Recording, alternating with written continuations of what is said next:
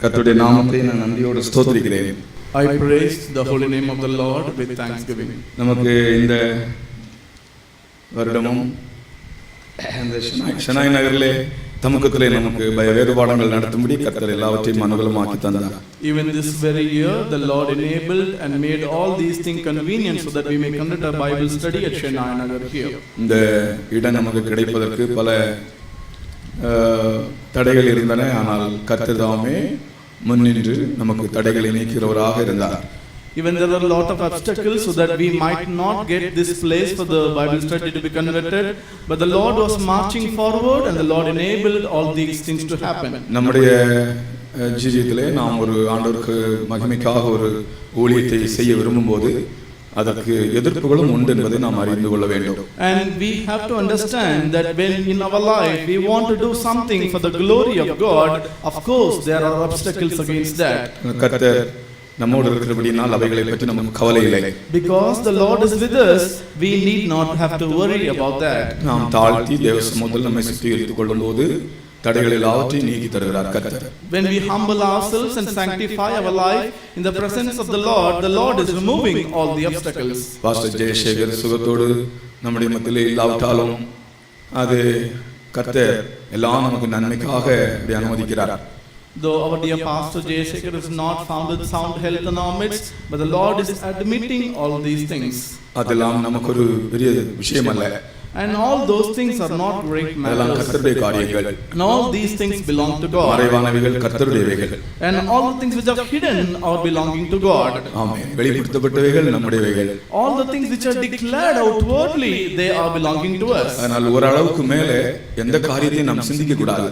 Therefore beyond a certain limit we should not decide or think of anything. நாம் கூட ஒரு அளவு சிந்திக்கலாம். அதற்கு மேல எல்லாம் கர்த்தர் கையில் விட்டு விட வேண்டும். We can think only to a certain extent. Beyond that we have to submit in the hands of the Lord. ஆனால் எல்லாவற்றிலும் கர்த்தர் நமக்கு நல்லவராகவே இருக்கிறார். Therefore in all these things the Lord is good into us. ஆமென். கர்த்தர் நல்லவர் என்று சொல்லக்கூடிய உங்கள் உண்மையாக நம்முடைய இதயத்தின் ஆழத்தில் இருந்து கர்த்தர் எனக்கு நல்லவராகவே இருக்கிறார். சங்கீதக்காரன் சொன்னானே, சுத்த இதயமுள்ள இஸ்ரவேலருக்கு தேவன் நல்லவராக இருக்கிறார். Therefore psalmist said, the Lord is good unto the upright, the pure in heart, the Israelite. சுத்த இதயமுள்ள இஸ்ரவேலருக்கு தேவன் நல்லவராகவே இருக்கிறார் என்று சொல்லுகிறவர்கள் கரங்களை உயர்த்தி ஒரு அல்லேலூயா சொல்லுவோம். அல்லேலூயா. கர்த்தருடைய நாமத்துக்கு ஸ்தோத்திரம். Praise be to the holy name of the Lord. இயேசுவின் காயத்தை பற்றி தான் நான் இன்றைக்கு பேச போகிறேன். Today I am going to speak to you about the wound of Jesus. அவர் நமக்காக காயப்பட்டார். And he was wounded for our sake. அந்த காயத்தை தொட்டு தன் வாழ்க்கையிலே திடனடைந்தான் அப்போஸ்தலனாகிய யோவான். And Saint John the apostle, he touched those stripes or those wounds and he became steadfast in his life. யோவான் எழுதின சுவிசேஷம் 20ஆம் அதிகாரம் 25ஆம் வசனத்தை வாசிப்போம். Shall we turn our Bible to John the Gospel chapter 20 and verse 25 please. மற்ற சீஷர்கள் கர்த்தரை கண்டோம் என்று அவனுடனே சொன்னார்கள். அதற்கு அவன், அவருடைய கைகளில் ஆணிகளினால் உண்டான காயத்தை நான் கண்டு அந்த காயத்திலே என் விரலை இட்டு என் கையை அவருடைய விலாவிலே போட்டாலொழிய விசுவாசிக்க மாட்டேன் என்றான். The Lord, but he said unto them, except I shall see in his hands and the prints of his nails, and put my finger into the prints of his nails, and thrust my hand into his side, I will not believe. கர்த்தருக்கு ஸ்தோத்திரம். Praise be to God. இந்த இடத்துல இயேசுவின் காயத்தை பற்றி எழுதப்பட்டிருக்கிறது. Today in this place we can see about the wound of Jesus. இயேசுவின் காயத்தில் தன் கையை போட்டு அதை தொட்டு தோமா அப்போஸ்தலன் தன் வாழ்க்கையில் விசுவாசத்தை பெற்றுக்கொண்டான் அல்லது திடன் அடைந்தான், உறுதி அடைந்தான் என்று நாம் பார்க்கிறோம். And here we can see Saint John, he is saying that I want to put my hand on the print of the nails.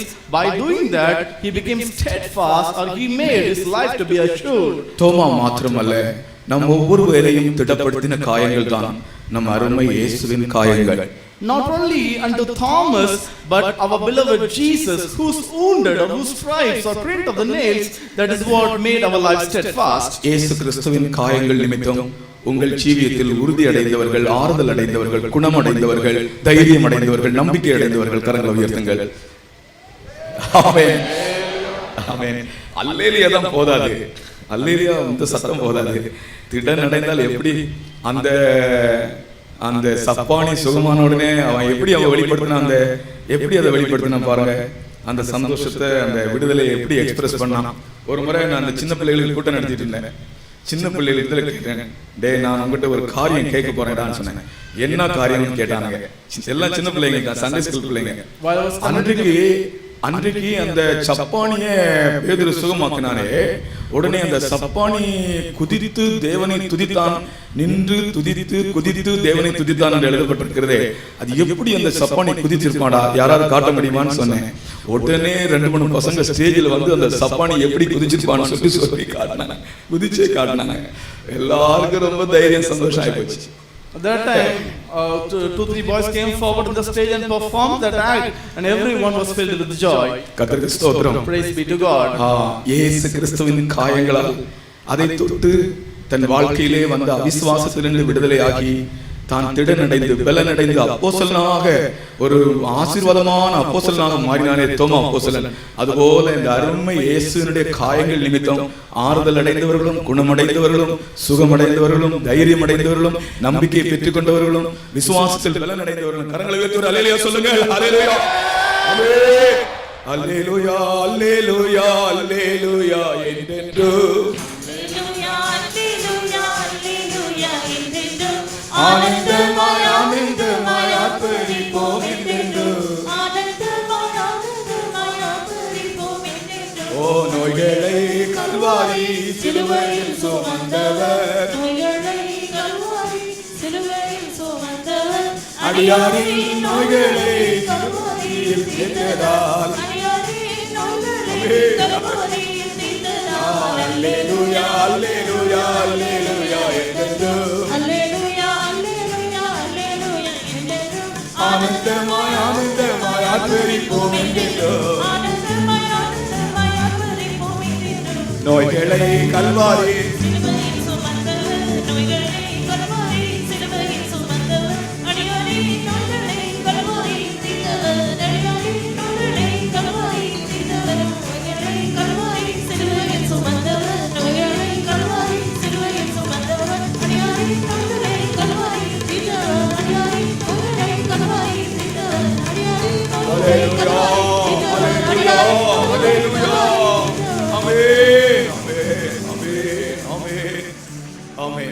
நம்முடைய மத்தியிலே ஆண்டவருடைய ஒரு பிரசன்னத்தை நான் காண்கிறேன். And I will be able to see the presence of God in our midst. கர்த்தர் இந்த நாட்களிலே அவருடைய பிரசன்னத்தை ஒவ்வொரு கூட்டத்திலும் நமக்கு தந்து கொண்டிருக்கிறார். Even in these days the Lord is giving his presence in each and every meeting. இந்த ரேடியோ பிராட்காஸ்டின் படி இந்த நாட்களிலே மழை பெய்யும் என்று தான் அறிவிக்கப்பட்டது. According to the radio broadcast, it was declared that these days it might rain. ஆனால் கர்த்தர் நம்மோடு கூட இருந்து நாம் வெட்கப்படாதபடி இந்த கூட்டம் வரைக்கும் நடந்து கொண்டு வந்தார். But these days the Lord was with us so that we might not be ashamed. The Lord was conducting each and every meeting. இன்றைக்கு நாம் சபையாக கூடி இருக்கிறோம். Today we are gathered here as one church. உங்களுக்கு ஆறுதலாக, உங்களுக்கு நம்பிக்கைக்காக, உங்களுடைய தைரியத்திற்காக, நீங்கள் உங்களுடைய விசுவாசத்தை கட்டி எழுப்பும்படியாக ஒரு சில காரியங்களை நான் சொல்ல விரும்புகிறேன். For your comfort, for your courage, for your boldness, even for you to build up your faith life, I would like to share certain things with you. நான் இயேசுவின் காயத்தை குறித்து சொல்லும் முன்னதாக வேத புத்தகத்திலே இன்னும் 4 பேர் காயமடைந்தவர்களை பற்றி சொல்லுகிறேன்.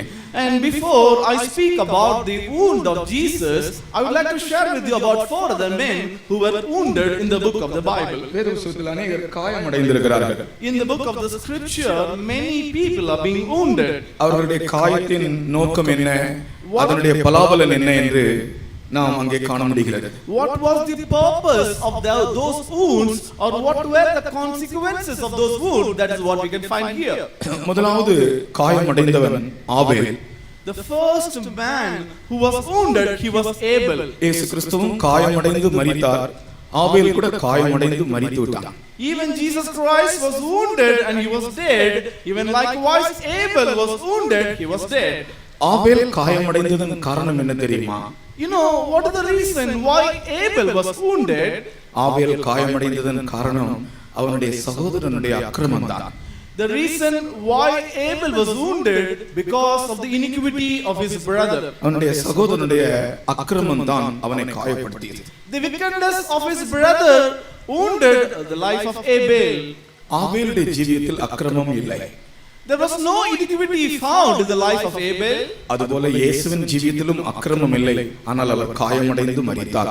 Similarly, in the life of Jesus, there was no iniquity at all, but he died, the one being wounded. ஆபேல் அக்கிரமமற்ற ஒரு மனிதனாக இருந்தார். Abel was a man without any iniquity. தேவனால் அங்கீகரிக்கப்பட்ட ஒரு மனிதனாகவும் இருந்தார். Even he was a man being accepted by God. ஆனால் அவன் காயப்பட்டான். But even then, he was wounded. அந்த காயம் உண்டானது எதனாலே? Now the reason is why? What is the reason for this wound? அவனுடைய சகோதரனுக்குள்ளே இருந்த அக்கிரமம் அவனை காயப்படுத்தியது. The iniquity which was inside his brother wounded his life. அவனுக்குள்ளே இருந்த அக்கிரமம் அவனை காயப்படுத்தி இருக்கும் என்றால் அவனுடைய ஜீவியத்தில் விசேஷம் இல்லை. And if the wickedness that was present inside the life of Abel would have wounded him, there is no speciality in his life. நம் அக்கிரமத்தின் நிமித்தம் நாம் காயமடைந்தோம் என்றால் அதில் விசேஷம் இல்லை. And if we are going to be wounded because of our own wickedness, there is no speciality. அவனுடைய சகோதரனுடைய ஜீவியத்தில் உள்ள அக்கிரமத்தின் நிமித்தம் அவன் காயமடைய வேண்டியதாக இருந்தது. And it was so that he was going to be wounded because of the iniquity of his brother. கர்த்தருக்கு ஸ்தோத்திரம். Praise be to God. இந்த இடத்திலே ஆபேல் தன்னுடைய சகோதரனால் காயப்படுத்தப்பட்ட போது, In this particular place, when Abel was wounded by his brother, அவன் எதிர்க்கவில்லை. he did not oppose. அவன் தன்னுடைய சகோதரனை எதிர்த்து போராடவில்லை. He did not struggle against his brother. அருமையான தேவனுடைய ஜனங்களே, Oh dear people of God, ஆபேல் மரித்து போனான், காயினும் மரித்து போனான். ஆனால் அந்த காயினுக்குள் காணப்பட்ட ஆவி மரித்து போகவில்லை. Abel died, even Cain so died, but the spirit which was found inside Cain did not die. அந்த காயினுக்குள் இருந்த ஆவி இன்றைக்கும் கிரியை செய்து கொண்டே இருக்கிறது. The spirit which was inside Cain was even working till today. அந்த அக்கிரமம் தான், அந்த அக்கிரமத்தின் ஆவி, அந்த பகையின் ஆவி இன்றைக்கும் தேவ ஜனங்களுக்கு விரோதமாக போராடி கொண்டிருக்கிறது. Even the spirit of iniquity, the spirit of hatred is struggling against the people of God till today. ஆனால் நமக்கு நம்முடைய ஜீவியத்திலே நமக்கு மற்றவர்கள் மேல் ஒரு பகை உண்டாக கூடாது. In our life we should not have any enmity or hatred against others. அல்லது நம்மால் மற்றவர்கள் காயப்படக்கூடாது. Otherwise others should not be wounded because of us. நீங்கள் யோசித்து பாருங்கள், நீங்கள் காயினை போல யாரையாவது காயப்படுத்தி இருக்கிறீர்களா? Just consider for a moment, have you anywhere wounded anyone else as like of Cain? யாராவது தேவனுடைய பிள்ளைகள் உங்கள் மூலமாக காயமடைந்திருக்கிறார்களா? Was there any children of God wounded because of your sake? அப்படி என்றால் காயினுக்கு ஐயோ. If that be so, oh unto Cain. காயினுக்கு ஐயோ. Oh unto Cain. அவனுடைய வாழ்க்கை பரிதாபமாக மாறியது. And his life became to a wretched state. நம் மூலமாக யாரும் காயமடைய கூடாது. And because of our sake no one else should be wounded. மறுபக்கத்திலே ஆபேலை பற்றி சொல்லும்போது, On the other aspect, when we speak about Abel, தன் சகோதரன் தன்னை காயப்படுத்தும் போது அவன் தன் சகோதரனை எதிர்க்கவில்லை. when his brother wounded him, he did not oppose against his brother. அவன் இவனை கொல்ல வரும்போது இவன் ஒரு கல்லாவது எடுத்து அவன் ஒரு எரி எறிந்திருக்கலாம் இல்லையா? When he came to kill his life, at least you have taken a stone and thrown against him, is it not? அவன் இவனை கொல்ல வரும்போது இவன் ஒரு கல்லாவது எடுத்து அவன் ஒரு எரி எறிந்திருக்கலாம். When he came to kill his life, at least you would have taken a stone and thrown against him, is it not? ஆனால் இவன் எதிர்க்கவில்லை. But he did not oppose him. கர்த்தருக்கு ஸ்தோத்திரம். Praise be to God. அங்கே நாம் ஒரு சத்தியத்தை விளங்கிக் கொள்கிறோம். Here we are able to understand the truth. மற்றவர்கள் நம்மை பகைக்கும் போது, when others hate us, மற்றவர்கள் நம்மை காயப்படுத்தும் போது, when others wound us. இன்னைக்கு காலையிலே நான் அந்த வேதத்தை வாசிக்கும்போது ஒரு வசனம் என்னை தொட்டதை உங்களுக்கு நான் சொல்ல விரும்புகிறேன். This morning while I was reading the scripture, one word of God touched me. I would like to tell you that. நமக்குள்ளே ஒரு கர்ப்ப வேதனை உண்டாகுமா?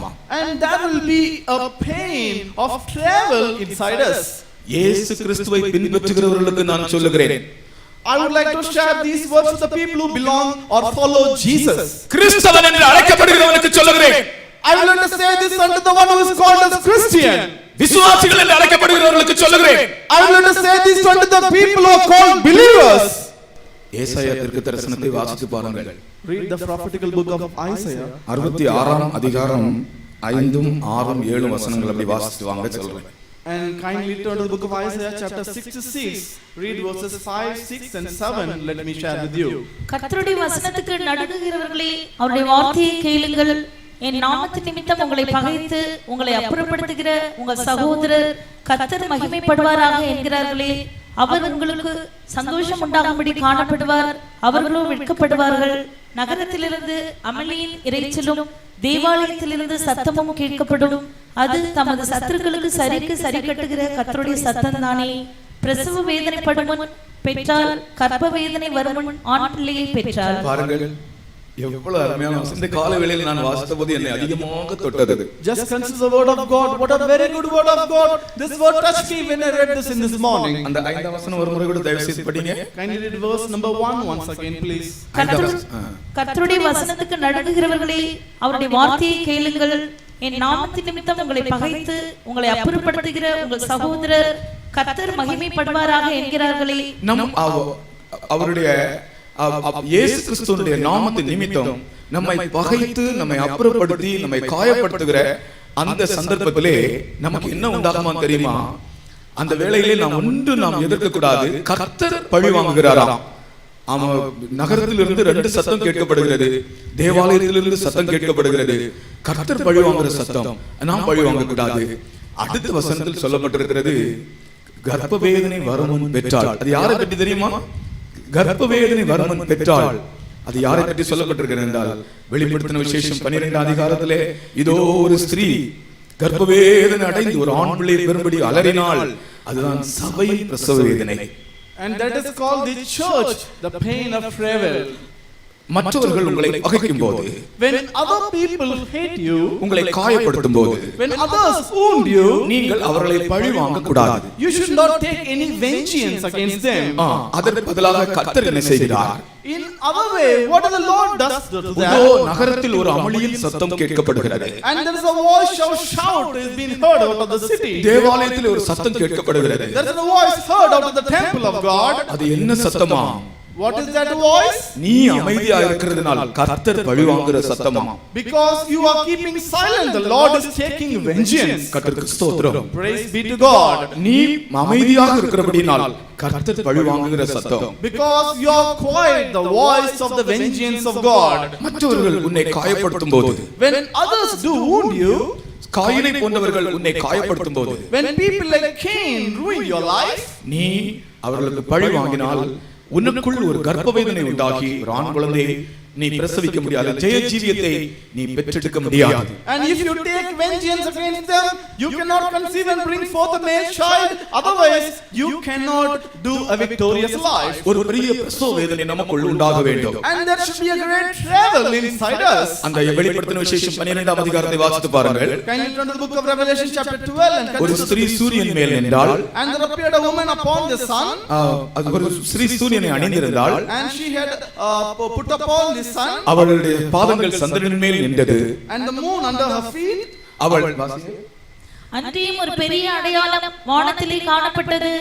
ஒரு ஸ்திரீ சூரியனை அணிந்திருந்தாள். ஒரு ஸ்திரீ சூரியனை அணிந்திருந்தாள். அவள் பாதங்களின் கீழே சந்திரனும், அவள் பாதங்களின் கீழே சந்திரனும், அவள் சிரசின் மேல் 12 நட்சத்திரங்கள் உள்ள கிரீடமும் இருந்தன. கர்த்தருக்கு ஸ்தோத்திரம். அவள் ஒரு ஸ்திரீ சூரியனை அணிந்திருந்தாள். அவள் பாதங்களின் கீழ் சந்திரன், அவளுடைய சிரசிலே 12 நட்சத்திரங்களால் ஆன கிரீடம். அப்புறம் அவள் என்ன செய்தாள் என்று எழுதப்பட்டிருக்கிறது. கீழே வாசிங்கள். அவள் கர்ப்பவதியாய் இருந்து பிரசவ வேதனை அடைந்து பிள்ளை பெறும்படி வருத்தப்பட்டாள். இது எழுத்துக்குரிய ஒரு காரியம் அல்ல. And this is not a literal thing. நம் ஒவ்வொருவருக்குள்ளும் காணப்பட வேண்டிய ஒரு பிரசவ வேதனை.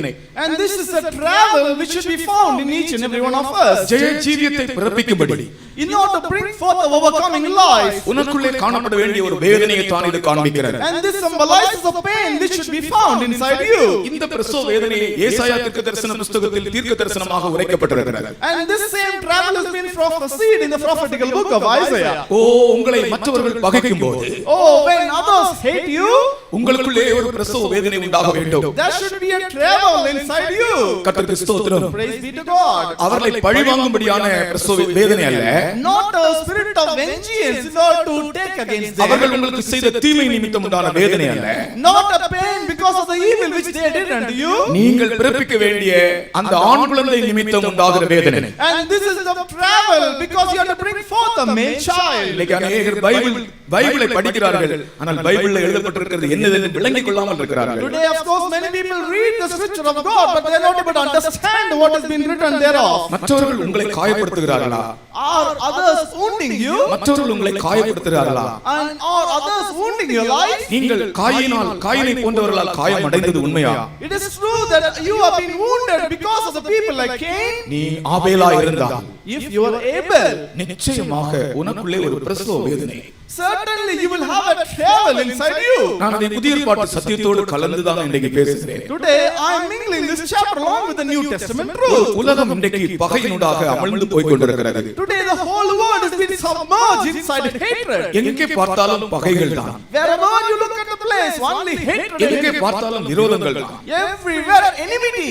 எங்கே பார்த்தாலும் அந்த ஜாதிக்கு ஜாதி, பாஷைக்கு பாஷை, படிக்கிற இடங்களில் கூட இப்பொழுது பெரிய அமைதியாகத்தான் இருக்கிறது. Even when you look at every place, caste against caste, and religion, and all the people against people. ஒருவரை பார்த்தால் ஒருவர் பகையின் மனப்பான்மையோடு தான் பார்க்கிறார்கள். When one look at the other, they are looking at the symbolic nature of hatred. இயேசு சொன்னார், உலகம் உங்களை பகைத்தால் நீங்கள் ஆச்சரியப்படாதீர்கள். And Jesus said, if the world will hate you, do not get astonished. Bible நீ வாசிக்கிறாயா?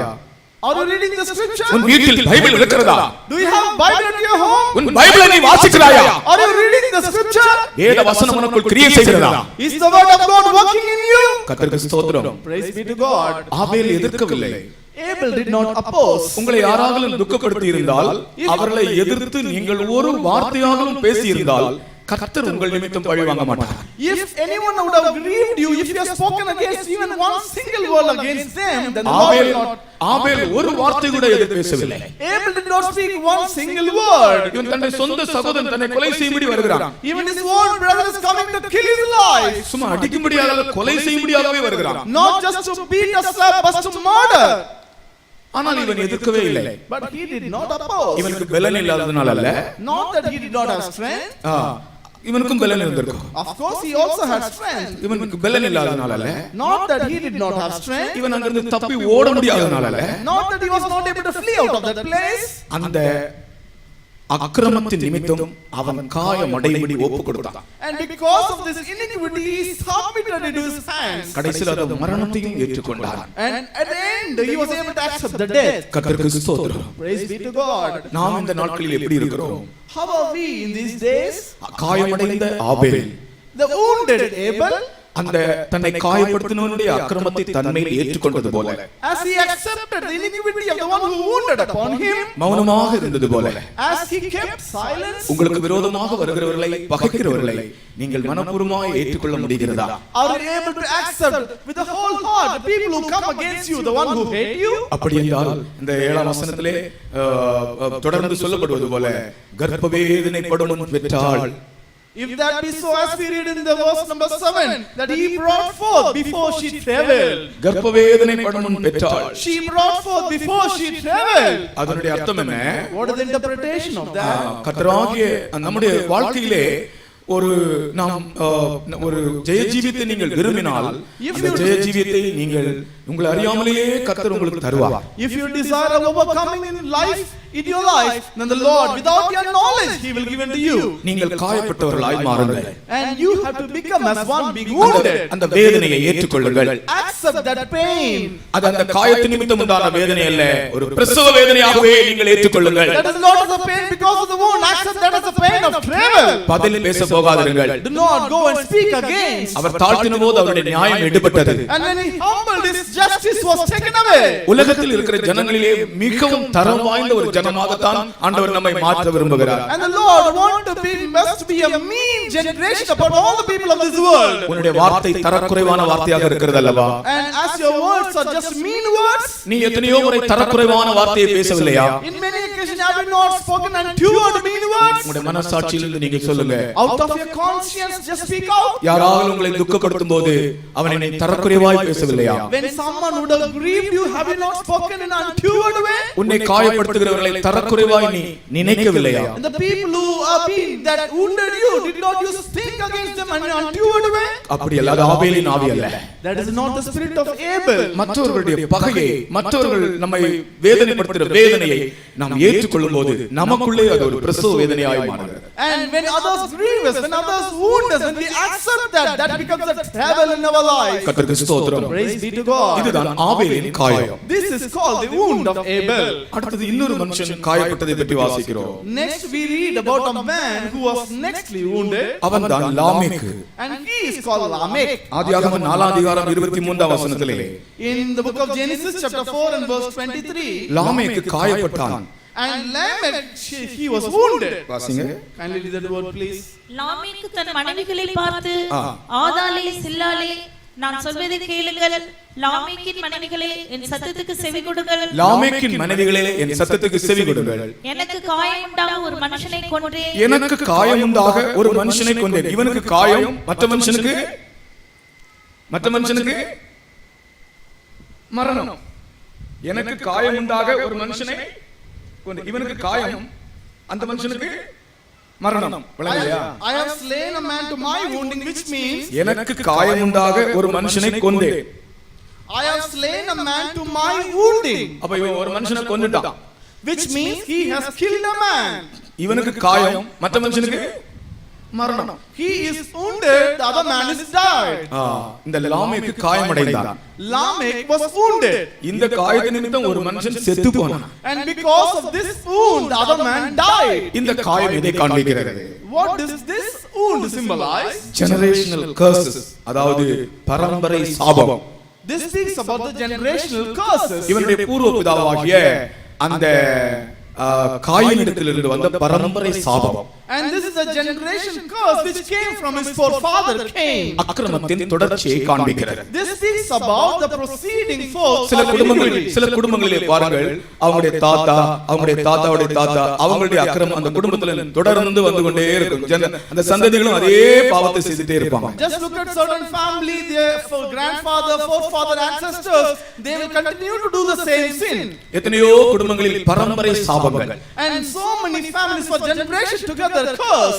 இந்த லாமேக்கு கூட அவன் ஒரு மனுஷனை கொல்லக்கூடிய அளவுக்கு அந்த பூர்வபிதாவினுடைய அந்த காயினுடைய ஆவி அப்படியே தொடர்ந்து பரம்பரையாக இவனை தாக்கி இருக்கிறது. Even for this particular Lamech, the spirit of Cain, his ancestors, been proceeding from generation to generation. ஒருவேளை நம்முடைய குடும்பத்திலே யாரோ ஒரு ஆள் ஒரு அக்கிரமம் செய்திருப்பார்கள். Perhaps in our family at least one single person would have committed iniquity. அந்த அக்கிரமம் அப்படியே படிப்படியாக பிள்ளைகளுக்கு அப்படியே தொடர்ந்து வந்து கொண்டே இருக்கும்.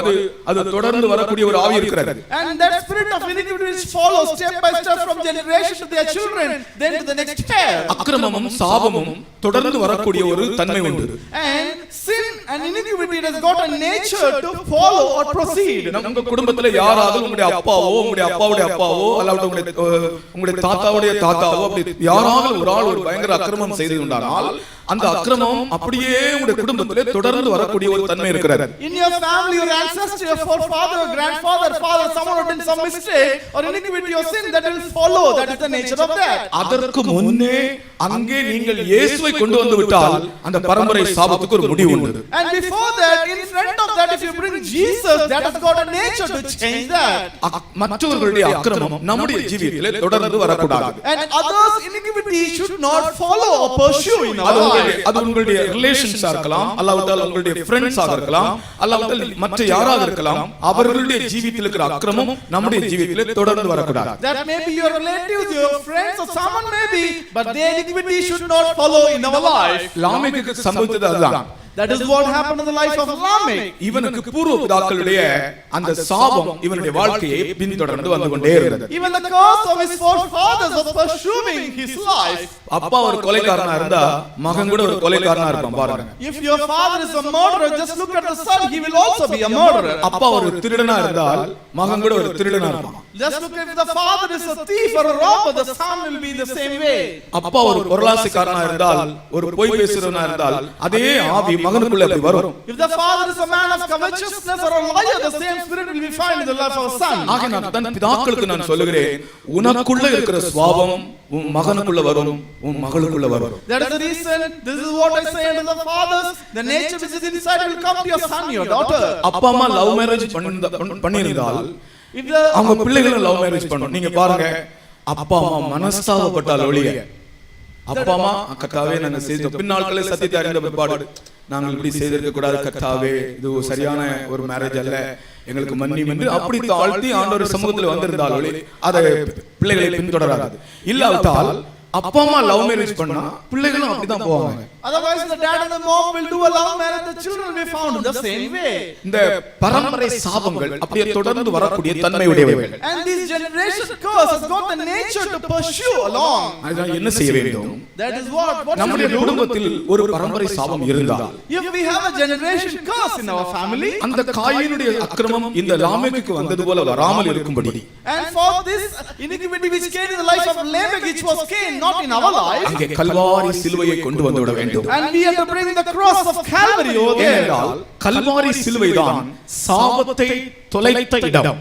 Because cross, the Calvary is the place where we put all the curse to an end. Kalvari சிலுவையில் தான் சாபங்கள் நிறுத்தப்பட்டன. It is the place where it was stopped, all curse. அவர் நமக்காக சாபமானார். He was made a curse for our sake. இயேசு கிறிஸ்து நமக்காக சாபமானார். Jesus Christ was made a curse for our sake. அவர் அந்த சாபத்தை எல்லாம் ஏற்றுக்கொண்டார். He accepted all our curse. ஆகையால் தான் பாருங்க, இயேசு கிறிஸ்துவினுடைய மரணம் ஒரு சபிக்கப்பட்ட மரணம். That is the reason, just look at the death of Jesus. It was a cursed death. சிலுவை மரணத்தை பற்றி Concerning the death of the cross, ஒரு வார்த்தை இப்படி இருக்கிறது. one word of God is like this. சிலுவை மரணம் என்பது மிகவும் சபிக்கப்பட்ட ஒரு மரணம். And the cross of the death of cross is a cursed death. ரோமர்லே ஒரு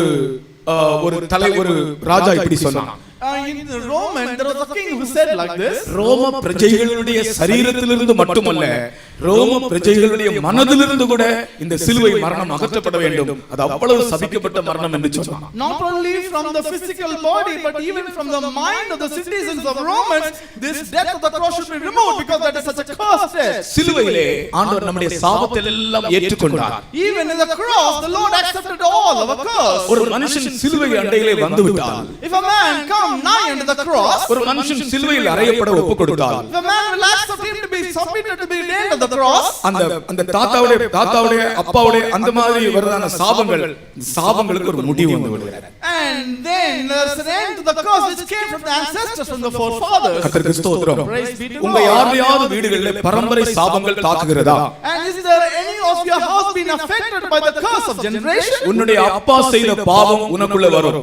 And the sin which your father committed will come inside you. நீ சிலுவையில் அறையப்படாவிட்டால், if you are not been nailed on the cross, நீ சிலுவை அண்டை அடிமையாக உன்னை நீ விழாவிட்டால், if you are not submitting yourself as a slave unto the cross, உன்னுடைய தகப்பனுடைய பாவமே உன்னை பின்பற்றி வரும். even the same sin of your father will pursue you. உன்னுடைய தாய் செய்த பாவமே உன்னை பின்பற்றி வரும். even the sin of your mother will follow your life. தாயை போல பிள்ளை, as like of the mother the son, daughter, நூலை போல சேலை. அது ஒரு பழமொழியே இருக்கு. even the proverb says the saree is like the thread. தாயை போல பிள்ளை, and this daughter will be like the mother. நான் விசுவாசிகளுக்கு சொல்லுகிற ஒரு வார்த்தை, this word I say unto the believers, அல்லது இங்க இருக்கிற யாரா இருந்தாலும் உங்களுக்கு நான் சொல்லுகிற ஒரு தேவ ஆலோசனை, whoever you may be, the counsel of God which I declare to you today, உனக்குள்ள இருக்கிறதான அதே அக்கிரமம் உன்னுடைய பிள்ளைக்குள் வரும். the same iniquity which is inside you will come inside your children. ஆகையால் தான் பெற்றோர் ஒரு தவறு செய்யும்போது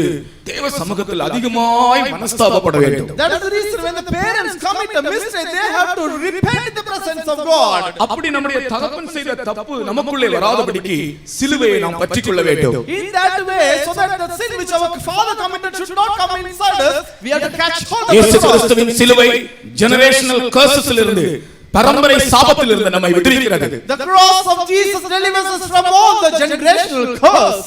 ஒரு குடும்பத்துல ஒரு பயங்கர வியாதி, in a particular family there was so sickness, அது அவங்க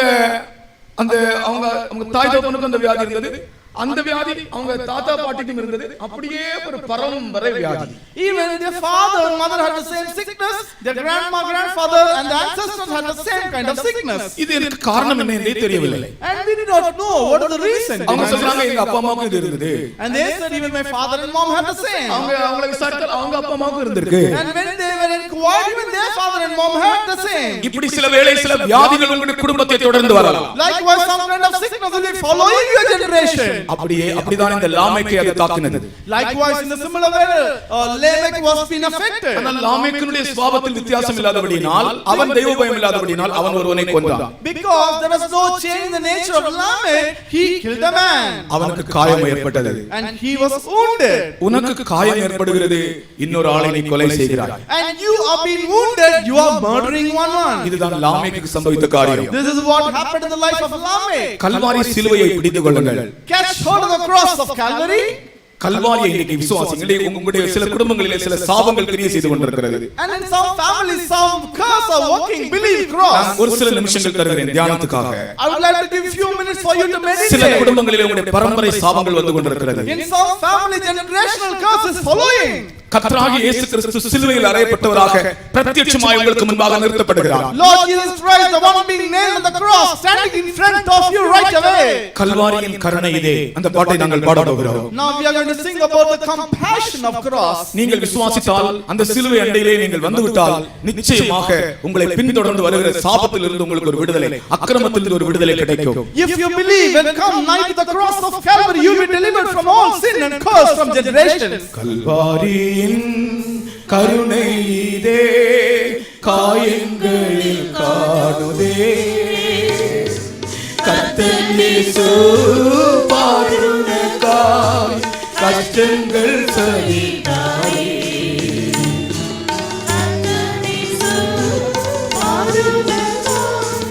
கஷ்டங்கள் சகித்தாரே. பெற்ற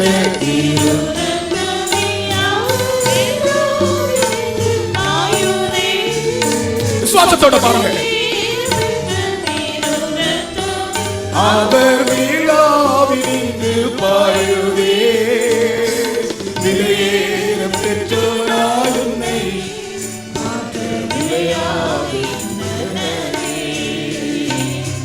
விலையேற பெற்றோராய் உன்னை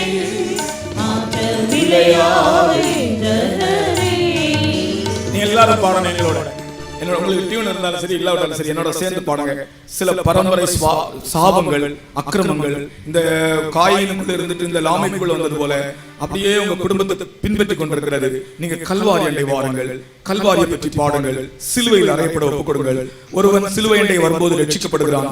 சிலுவையில் அவன் அந்த சிலுவையில் தன்னை அறையப்பட ஒப்புக் கொடுக்கும் போது கிறிஸ்துவின் பாடுகளுக்கு பங்காளியாய் மாறுகிறான்.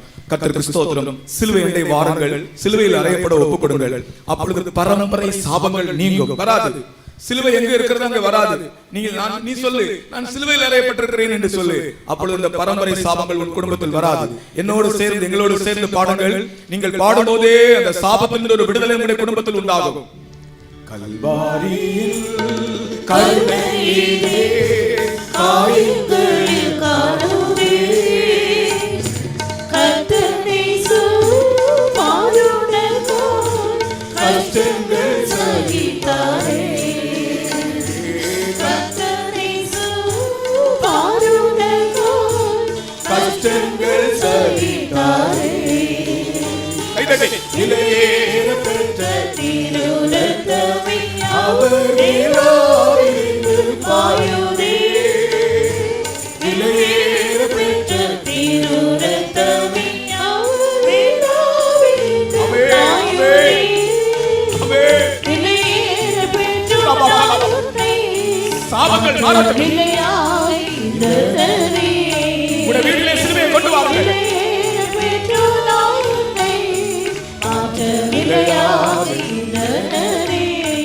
விலையேற பெற்ற திருரத்தமே அவர் விழாவினின்று பாயுதே, விலையேற பெற்ற திருரத்தமே அவர் விழாவினின்று பாயுதே, விலையேற பெற்றோராய் உன்னை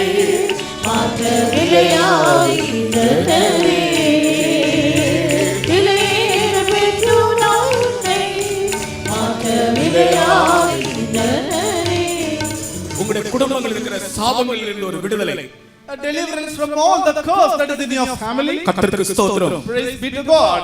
சிலுவை உங்களுடைய ஜீவியத்திலே நீங்கள் கொண்டு வர, நீங்க சிலுவையில் அறையப்படுங்கள். And bring cross and be nailed on the cross in your life. சிலுவை இப்படி போடுறதுனால அது மாறாது.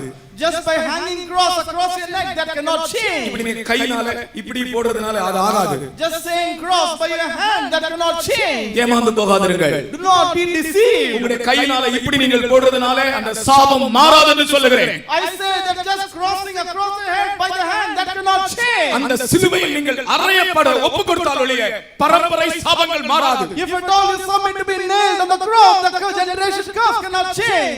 உலகம் எனக்கு சிலுவையில் அறையுண்டிருக்கிறது. Yes, the world is nailed on the cross before me. நான் உலகத்துக்கு சிலுவையில் அறையுண்டிருக்கிறேன். And I am nailed on the cross for the world. அப்படி என்றால் தான் இந்த லாமேக்கை போல அந்த தகப்பனுடைய அந்த தாத்தாவுடைய அந்த சாபம் லாமேக்குள் வந்தது போல உங்கள் குடும்பத்தில் இந்த சாபம் வராமல் இருக்கும். If that be so, as the sin of his forefather came in the life of Lamech, that is what will not come in your life. அடுத்ததாக Nextly, காயப்பட்ட இன்னொரு ஆள், there was one more man who was wounded. Ahab Raja. He was King Ahab. அவன் சொல்லுகிறான், தன்னுடைய சாரதியை பார்த்து என்னை ராணுவத்துக்கு அப்பால் கொண்டு போ, எனக்கு காயப்பட்டது என்று சொல்லுகிறான். Looking at him, he is saying that just take me outside the army, for I am wounded.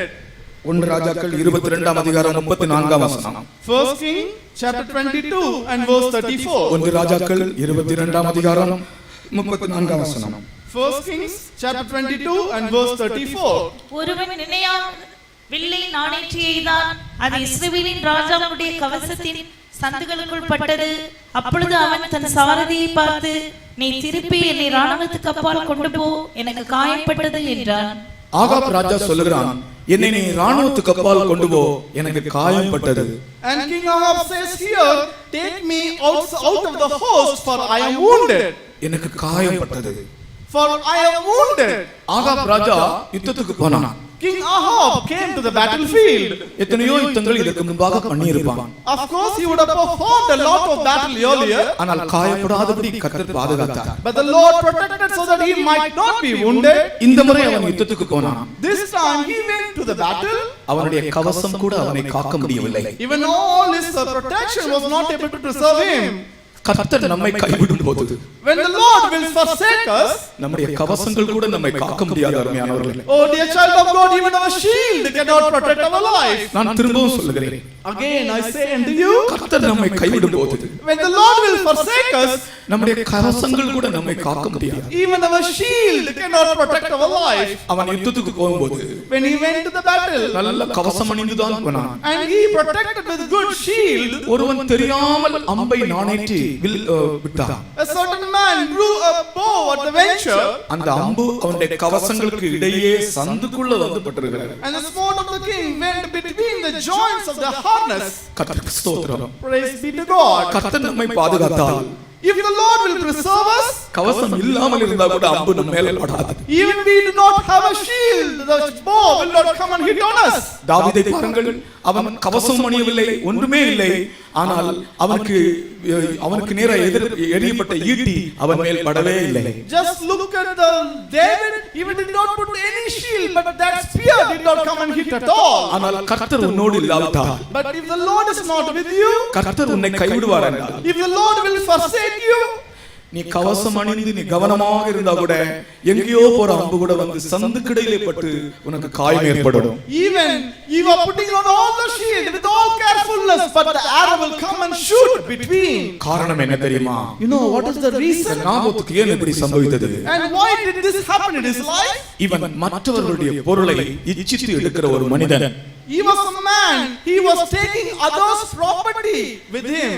இவன் நாபோத்தின் திராட்சை தோட்டத்தை பலாத்காரமாய் எடுத்துக்கொண்டான். and he took the vineyard of Naboth, compelling with him. இந்த நாபோத்தின் திராட்சை தோட்டம் என்பது என்ன? what is called the vineyard of Naboth? அவனுக்கு அவனுடைய பிதாக்களுடைய சுதந்திரம் அது. And that was the inheritance of his fathers. பிதாக்களுடைய சுதந்திரத்தை யாருக்குமே கொடுக்க கூடாது.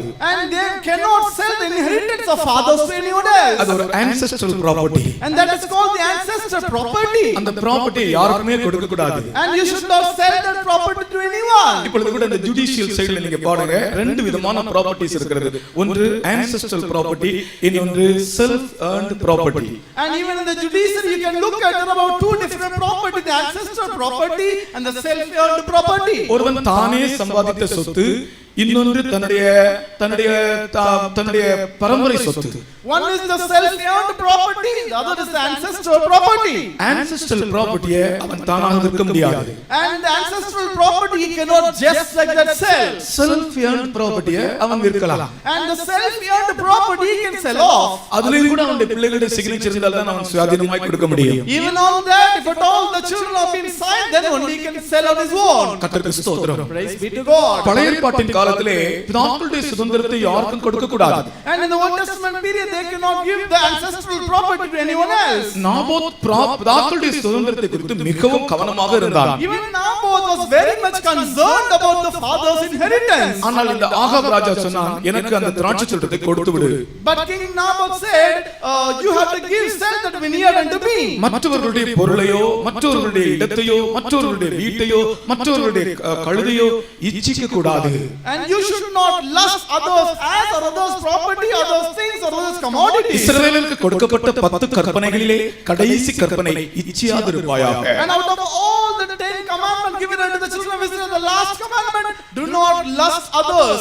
மற்றவர்களுடைய பொருளை நாம் விரும்ப கூடாது. We should not desire that belong to others. மற்றவர்களுடைய பணத்தை இச்சிக்க கூடாது. We should not lust others money. மற்றவர்களுடைய மனைவியை இச்சிக்க கூடாது. We should not lust others wife. மற்றவர்களுக்குரியதை நாம் இச்சிக்க கூடாது. We should not lust others things. எந்த பொருளையோ எந்த பணத்தை யாரையுமே கூட நாம் இச்சிக்க கூடாது. We should not lust any money, property or any other man. அப்படி இச்சித்தால் If we can lust, நாம் கவசம் அணிந்திருந்தாலும் கூட காயம் ஏற்படும். even if we put on the harness of the shield, we will be wounded. கவசம் அணிந்திருந்தாலும் காயம் ஏற்படும். Even if you are putting on the shield, we will be wounded. இந்த ஆகாப் ராஜா மற்றவர்களுடைய பொருளை இச்சித்து எடுக்கக்கூடியவன் பலாத்காரமாக. And King Ahab is a man, a king compelling and lusting others property, taking thereof. கர்த்தர் எனக்கு தந்தது மட்டும் எனக்கு போதும். What the Lord has given me, that is quite sufficient. விசுவாசத்தால் வராத யாவும் பாவம். Anything that cometh out of faith is sin.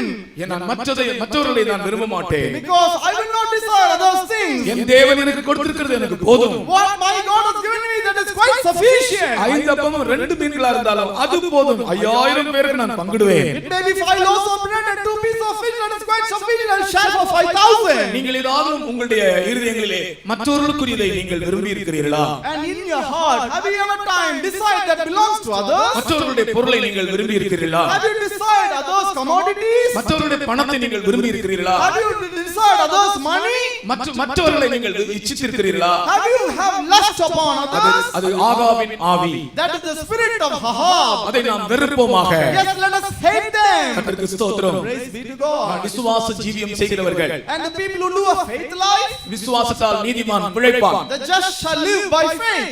அவன் விசுவாசிக்கிறவன் பதறான். He that believeth shall not make haste. சொல்லுங்கள், விசுவாசத்தால் நீதிமான் பிழைப்பான். The just shall live by faith. சத்தமாக சொல்லுங்கள், விசுவாசத்தால் நீதிமான் பிழைப்பான். விசுவாசத்தால் நீதிமான் பிழைப்பான். அங்க பின்னால நாற்காலியில் இருக்கிறவர்கள் வரைக்கும் சத்தமாக உங்களுடைய வலது கரத்தை உயர்த்தி விசுவாசத்தால் நீதிமான் பிழைப்பான் என்று சொல்லுங்கள். விசுவாசத்தால் நீதிமான் பிழைப்பான். விசுவாசிக்கிறவன் பதறான். விசுவாசிக்கிறவன் பதறான். நான் ஒரு சில வருஷங்களுக்கு முன்பாக கேரளாவிலே ஒரு இடத்துல என்னை சென்ட்ரல் பாஸ்டராக அனுப்பினார்கள். Before certain number of years, I was sent a pastor to a place in Kerala. அங்க போனால் அங்க ஒன்றுமே இல்லை, எல்லாம் விசுவாச ஜீவியம். And when I went to that place, nothing was available, everything was faith life. கர்த்தர் எனக்கு தேவையான எல்லாவற்றையும் தந்தார். But the Lord provided all what I needed. அங்கே ஒரு faith home எல்லாம் கட்டினோம். And we built a faith home at that place. அந்த faith home முன்னாலே the just shall live by faith, விசுவாசத்தால் நீதிமான் பிழைப்பான், அந்த வசனத்தை எழுதி போட்டேன். In front of that faith home, I wrote these words: the just shall live by faith. Pastor TU வந்த உடனே இந்த வசனத்தை பார்த்தார். When Pastor TU came there, he looked at this word of God. அவருக்கு ரொம்ப சந்தோஷம். He was very, very happy.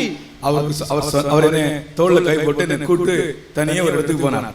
He took me on his shoulders, put my hands over there and said, and took me to a private place. Pastor Joel, உங்களுடைய விசுவாசத்தை கர்த்தர் கனம் பண்ணி இருக்கிறார். And he said, Pastor Joel, the Lord has honored your faith. ஆனால் நமக்குள்ள பெருமை வரக்கூடாது. But we should not have pride inside us. நான் இதெல்லாம் செய்து விட்டேன் என்று ஒரு எண்ணம் நமக்குள்ள வரக்கூடாது. And we should not have any pride that I have done all these things. அப்படி வந்துவிட்டால், if that will come inside you, விசுவாசம் அப்படியே குறைந்து போய்விடுமா?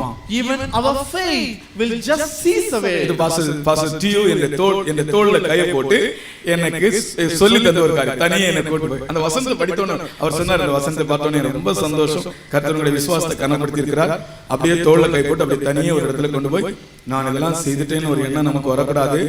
வந்தால் விசுவாசம் குறைந்து விடும்னு சொன்னார். He was very happy and he took me to a private place and said, we should not have that kind of a thinking that I have done all these things, then our faith might cease. கர்த்தருக்கு ஸ்தோத்திரம். Praise be to God. அவர் விசுவாசத்தை மற்றவர்களுக்குள்ள படிப்பிக்கிற ஒரு பரிசுத்தவானாக இருந்தார். He was a saint of God who was making this faith to be educated to others. ஒரு நாள் அங்கே உள்ள தேவைகளுக்காக கொஞ்சம் பணம் கிடைக்கும் என்று அவரிடத்தில் நான் போனேன். One occasion I went to meet him so that I will get some money for the needs over to that place. ரொம்ப கஷ்டமாக இருந்தது. And that was time very difficult times. எப்படியாவது ஒரு 1 லட்சம் ரூபாய் வாங்கி வரலாம் என்று போனேன். I went to him at least to receive about 1 lakh of rupees. அங்க போன உடனே அவர் சொன்னார், when I went there, he replied back to me, Pastor Joel, exercise your faith என்று சொன்னார். He said, உங்களுடைய விசுவாசத்தை பயிற்சி செய்யுங்கள் என்று சொன்னார். He said, Pastor Joel, exercise your faith. அன்றைக்கு எனக்கு ஒன்றுமே தரவில்லை. That day he did not give me anything. 350 ரூபாய் பஸ்ஸுக்கு வரும்போது திருப்பி போகும்போது 350 ரூபாய் 700 ரூபாய் நஷ்டமாயிடுச்சு. பைசா ஒன்றும் கிடைக்கல. And the to and fro journey up and down 700 rupees was lost. Not even one single pice I got. துக்கத்தோடு வெளியே போய் கொண்டிருந்தேன். I was just going out of his room with a grief in my heart. Word of Christ Rajendran தான் என்ன ஸ்டேஷன்ல கொண்டு போறதுக்காக கார்ல கொண்டு போறார். And the Rajendran, Word of Christ, he was taking me in his car to put me onto the station. போற வழியில கேட்டார், ஜோயலனாச்சி என்ன முகம் எல்லாம் ரொம்ப வீங்கி இருக்குன்னு கேட்டார்.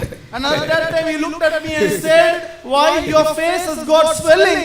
முகம் ரொம்ப நார்மலா இல்லையே, வீங்கிட்டு இருக்கே அப்படின்னு கேட்டார். I can find that your face will be நான் ஒன்றும் சொல்லவே இல்லை. I did not reply any word. இல்ல ஒண்ணு இல்லைன்னு சொல்லிவிட்டேன். And I said nothing, don't worry, nothing. மறுபக்கத்துல எனக்கு துக்கமா இருக்கு. On the other aspect, I was having a great grief. போற வழியில ஒரு ஆள் காரை கை காட்டி நிறுத்தினார். The time when we were just going on, one person stopped the car. ஒரு சின்ன கவர் கையில கொடுத்தார் என் கையில. He gave me a small cover in my hand. அது கவர் அப்படியே கொஞ்சம் பிடித்து பார்த்தால் அதுக்குள்ள மிஞ்சி போனா ஒரு 200 ரூபாய் இருக்கும்னு நினைத்தேன். If I touch the cover and see, I thought maybe 200 rupees at most might be inside. அவர் போன பிற்பாடு அதை திறந்து பார்த்தால் 1,10,000 rupees ஒரு செக் வைத்திருந்தார். Later on, I opened the cover and saw a check for 1,10,000 rupees inside. நான் உடனே pastor Duke வழியில இருந்து ஃபோன் பண்ணேன். Immediately I called by phone Pastor Tiyu on my way. Pastor, இது போல 1,10,000 rupees செக் வழியில எனக்கு கிடைத்தது பாஸ்டர் சொன்னேன். And I said to him, Pastor, I got a check for 1,10,000 rupees on my way. அவர் சொல்றார், உங்க விசுவாசத்தை கர்த்தர் கனப்படுத்தினார். And he said, the Lord honored your faith. நான் சொன்னேன், எனக்கு விசுவாசம் இல்ல, நான் துக்கத்தோட தான் வந்திருக்கிறேன் பாஸ்டர், என்ன நீங்க காலியா அனுப்பிட்டீங்களே. உங்க விசுவாசத்தை கர்த்தர் கனப்படுத்தினார்னு சொன்னேன். And I said to him that I am coming with a grief heart, that I am coming empty, but I said that the Lord has honored your faith. நாம் விசுவாசத்தால் ஜீவிக்கக்கூடியவர்கள். We are the people that we live by faith. O ஆகாவே, Oh Rahab, நீ ராஜாவாக இருந்தாலும் if you are a king, யாருடைய திராட்சை தோட்டம் கிடைக்கும் என்று எதிர்பார்க்கிறாய்? and whose vineyard you want, யாருடைய பொருள் கிடைக்கும் என்று நீ எதிர்பார்க்கிறாய்? whose commodity that you are desiring. இந்த பிச்சைக்காரர்கள் குப்பை தொட்டியை பொறுக்கிறது போல, As like the beggars come toward the dustbin, எங்கே பேப்பர் கிடைக்கும் என்று நீ குப்பை தொட்டியை பொறுக்கிறாய்? which paper are you just going to drop out? ஆகாவின் ஆவி. This is the spirit of Ahab. நாம் குப்பை தொட்டி பொறுக்கிறவர்கள் அல்ல. We are not the beggars just from the dustbin. நாம் மற்றவர்களுடைய பொருளை இச்சிக்கிறவர்கள் அல்ல. We are not the people lusting others' property. விசுவாசத்தால் பிழைக்கிறவர்கள். And we live by faith. நமக்கு திராட்சை தோட்டம் வேண்டும் என்றால் கர்த்தர் தருவார். If we want vineyard, the Lord will give it to us. கர்த்தர் தரவில்லையா? Did not the Lord give it to you? மலையாளத்தில் ஒரு பாட்டு, கெட்டாத வீடதும்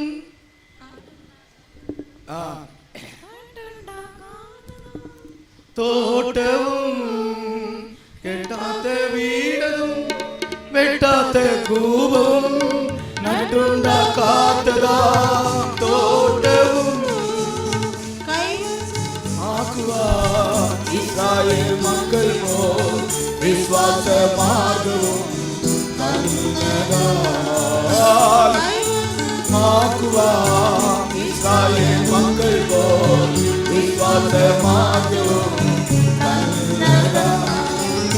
கெட்டாத்த வீடும் கெட்டாத்த கூவலும் நட்டுண்டா காத்ததா தோட்டமும் கெட்டாத வீடும் கெட்டாத கூவலும் நட்டுண்டா காத்ததா தோட்டமும் கைவசமாக்குவார் இஸ்ராயேல் மக்கள் போல் விசுவாசமாகவும் தந்ததா கைவசமாக்குவார் இஸ்ராயேல் மக்கள் போல் விசுவாசமாகவும் தந்ததா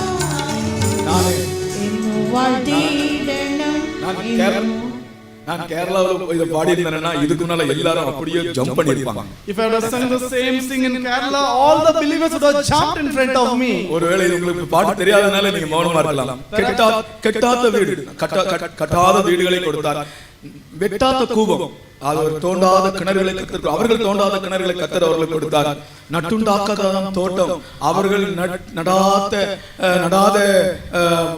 திராட்சை தோட்டங்களை கத்தர் அவர்களுக்கு கொடுத்தார். அவர்கள் அப்படியே அப்படியே அப்படியே அப்படியே பொசஸ் பண்ணிட்டாங்க. அவங்களுடைய திராட்சை தோட்டங்களை, அவங்களுடைய கிணறுகளை, அவங்களுடைய வீடுகளை அப்படியே போய் பொசஸ் பண்ணிட்டாங்க. கத்தர் அவர்களுக்கு கொடுத்தாராம். எல்லாரும் கத்தர் நமக்கு தரமாட்டாரா? நாம் ஏன் மற்றவர்களுடைய திராட்சை தோட்டத்தை இச்சிக்க வேண்டும்? கத்தர் நமக்கு தரமாட்டாரா? கத்தர் நமக்கு தருவார். எல்லாரும் கை தட்டி பாடுவோம். கெட்டாத வீடும் வெட்டாத கூவலும் நட்டுண்டா காத்ததா தோட்டமும் கெட்டாத வீடும் வெட்டாத கூவலும் நட்டுண்டா காத்ததா தோட்டமும் கைவசமாக்குவார் இஸ்ராயேல் மக்கள் போல் விசுவாசமாகவும் தந்ததா கைவசமாக்குவார் இஸ்ராயேல் மக்கள் போல் விசுவாசமாகவும் தந்ததா என்னும் வாழ்த்திடணும் என்னும் வாழ்த்திடணும் என்னும் வாழ்த்திடணும் நம்மை வீடெடுத்த பொன்னேசுவினே நம்மை வீடெடுத்த பொன்னேசுவினே. எனக்கு ரொம்ப இஷ்டமான பாட்டு. நான் கேரளாவில் கன்வென்ஷனுக்கு போனா அந்த பாட்டை பாடாமல் இருக்கவே மாட்டேன். எல்லா பழைய விசுவாசிகளுக்கும் ஒரு சரியான அபிஷேகம் உண்டாயிடும். ஏன்னா விசுவாச ஜீவியம் செய்யறவங்களுக்கு மௌனமா இருக்கவே முடியாது. நம்முடைய அவசியங்களை ஆண்டவர் அறிகிறார். அருமையான பிள்ளைகளே, நாம் நாபோத்தை போல அல்ல, நாம் ஆகாமை போல அல்ல. நாம் நாபோத்தினுடைய திராட்சை தோட்டத்தை அவன் எடுக்க பிரயாசப்பட்டது போல மற்றவர்களுடைய பொருள் நமக்கு எதுக்கு? மற்றவர்களுடைய பணம் நமக்கு எதுக்கு? நம்மை சிருஷ்டித்தவர் நமக்கு தரமாட்டாரா? நிச்சயமாக நம்மை போஷிப்பார். நிச்சயமாக நமக்கு தருவார். உனக்கு அவசியமானதை தருவார். நீ வேண்டிக் கொள்வதற்கு நினைத்ததற்கு மேலாக உனக்கு தருவார். அந்த விசுவாசத்தோட நாம் பாடுவோம். கேட்டா வீடும் வெட்டாத கூவலும் நட்டுண்டா காத்ததா தோட்டமும் கேட்டாத வீடு கை தட்டி பாடு. எல்லாம் கை தட்டி. வெட்டாத கூவலும் நட்டுண்டா காத்ததா தோட்டமும் கைவசமாக்குவார் இஸ்ராயேல் மக்கள் போல் விசுவாசமாகவும் தந்ததா கைவசமாக்குவார் இஸ்ராயேல் மக்கள் போல் விசுவாசமாகவும் தந்ததா என்னும் வாழ்த்திடணும் என்னும் வாழ்த்திடணும் என்னும் வாழ்த்திடணும் நம்மை வீடெடுத்த பொன்னேசுவினே நம்மை வீடெடுத்த பொன்னேசுவினே. அல்லேலூயா. ஆகாப் மற்றவருடைய திராட்சை தோட்டத்தை இச்சித்தான்.